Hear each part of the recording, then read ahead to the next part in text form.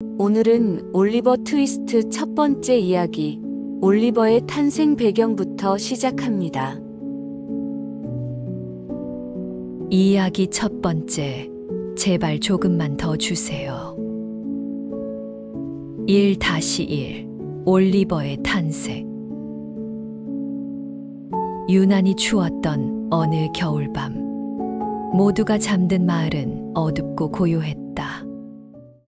칠흑 같은 어둠 속을 한 여자가 쓰러질 듯 힘겹게 걷고 있었다. 바람이 그녀의 등을 떠밀 때마다 그녀는 가랑잎처럼 흔들렸다. 움직이는 것은 오직 그녀 한 사람뿐이었다. 힘들게 발걸음을 떼던 그녀는 결국 길에 쓰러졌고 다시는 일어나지 못했다. 매서운 바람이 쓰러진 여인을 차갑게 훑고 지나갔다. 서둘러 발걸음을 재촉하던 한 사회복지사의 발길에 무언가 묵직한 것이 걸렸다. 그는 쓰러진 여인을 발견하고 급히 구빈원으로 옮긴다. 그날 새벽, 여인은 남자아이를 낳은 뒤 숨을 거두었다. 그녀의 이름을 아는 사람은 아무도 없었다. 어디서 왔는지, 어디로 가려 했는지, 가족은 있었는지, 그녀에 대해 아는 이는 단 한 사람도 없었다. 결국 이름 한 줄 남기지 못한 채 세상을 떠났고, 기록장에는 점 하나 남지 않았다. 다만 그녀가 이 세상에 남긴 것이 하나 있었다. 갓 태어난 사내 아이 하나. 아이의 생명은 며칠 동안 위태로웠지만 결국 살아남았다. 그리고 구빈원의 하급 관리 범블 씨가 알파벳 순서에 따라 아이의 이름을 지어 주었다. 그 이름은 올리버 트위스트. 누렇게 바랜 낡은 옥양목 저고리 하나가 그에게 입혀졌다. 그것은 그의 첫 옷이자 그의 운명과 신분을 말해주는 첫 징표였다. 이렇게 올리버의 인생이 시작된다. 잠깐 쉬어가며 찰스 디킨스 작품에 대해서 짧은 말씀 드릴게요. 디킨스는 19세기 영국의 사회 문제를 날카롭게 그려낸 작가입니다. 가난한 사람들의 현실과 사회의 부조리를 매우 사실적으로 묘사해서 당시 세상을 깜짝 놀라게 했습니다. 올리버 트위스트는 그 대표적인 작품입니다. 올리버 트위스트를 통해서 당시의 현실적인 생활과 사회상, 그리고 신분의 격차가 주는 부조리를 신랄하게 엿볼 수 있습니다. 그럼 계속해서 이야기를 들어보실게요.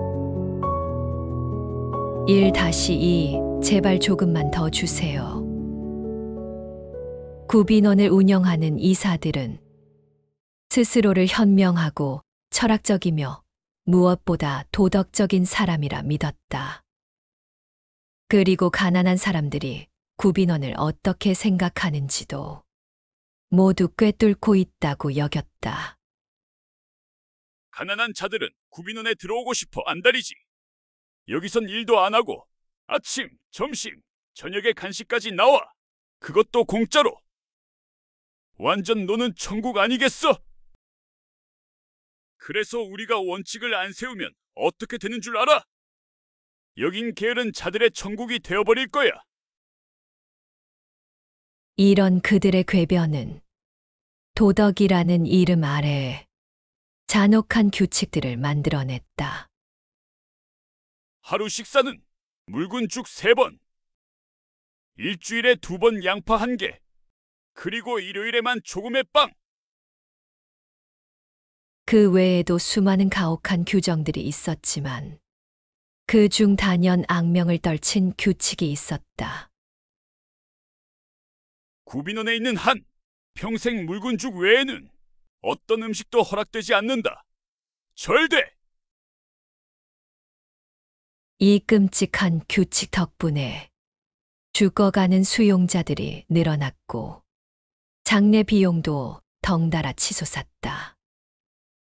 말라 비틀어진 몸 때문에 해마다 옷의 크기를 줄여야 했고 그 결과 수용자의 수는 눈에 띄게 줄어들었다.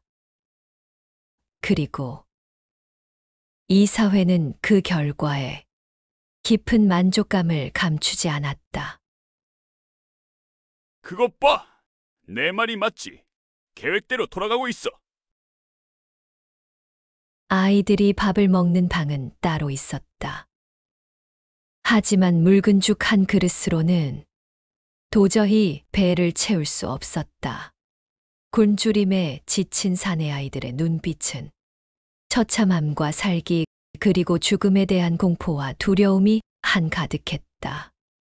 늘 배고픔에 시달리던 아이들 사이에서 전례 없는 계획이 하나 세워진다. 제비뽑기로 한 사람을 정하자.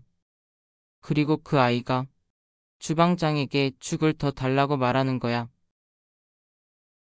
그리고 그 한 사람으로 뽑힌 건 가장 어린 아이, 올리버 트위스트였다. 올리버는 겨우 9살. 빈 죽그릇을 손에 든 채 주방장 앞으로 천천히 걸어갔다. 아이들의 시선이 일제히 그에게로 향했다. 그 누구도 전에는 이런 장면을 본 적이 없었다. 올리버는 빈 그릇을 조심스럽게 내밀었다. 주방장은 두 눈을 휘둥그레 떴고 숨을 멈췄다. 옆에서 일하던 아낙들도 손을 멈추었다.